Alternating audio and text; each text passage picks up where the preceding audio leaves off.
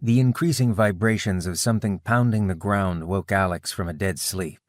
His head hurt and his body ached as if he had been sleeping on rocks. As the pounding increased, he opened his eyes and found he was lying on the ground, just inside a line of trees. Beyond the trees, he could see a dirt road and several horses as they went past at a full gallop. Sitting up, he looked around with a feeling of total disorientation. He had been sleeping on a rough-hewn, multicolored blanket. For a cover, he was under a brown cloak that had a fur inner liner. On one side of this bedroll was a fire pit between him and the road, with ashes still smoldering. On his other side was a large black horse generally ignoring his presence. Looking around, he saw a number of items nearby. A dark, silver-trimmed saddle with large leather pouches that resembled saddlebags sat between him and the horse. There was a bow with a full quiver and a hand-and-a-half sword in its sheath on the other side near the fire. All this gear lay nearby, supposedly his, though none was familiar to him.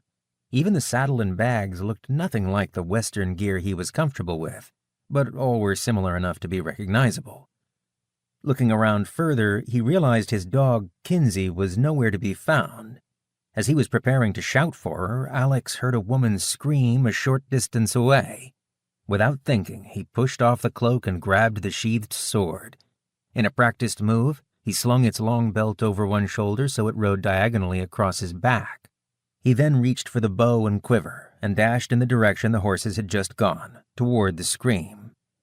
Slipping in between the trees, he turned down the dirt road at a dead run. Heavy forest on both sides of the road blocked most sounds but those ahead of him. In a few moments, he could hear the clang of metal on metal and men shouting. He rounded a bend in the road just in time to see several men fighting. With swords flying, it looked like a scene from a Robin Hood movie.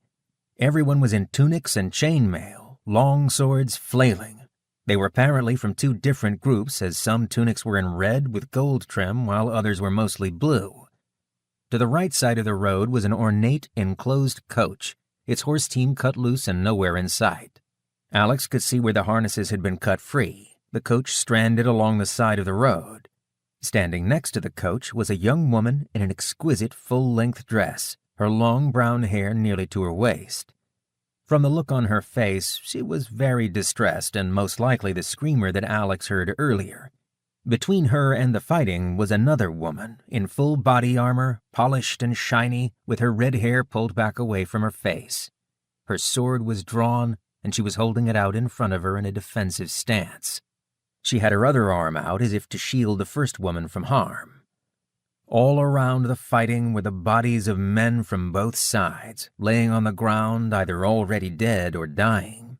There was blood everywhere, causing those still battling to slip in the mud it created. The men fought with care or risked slipping, and a fall could prove fatal.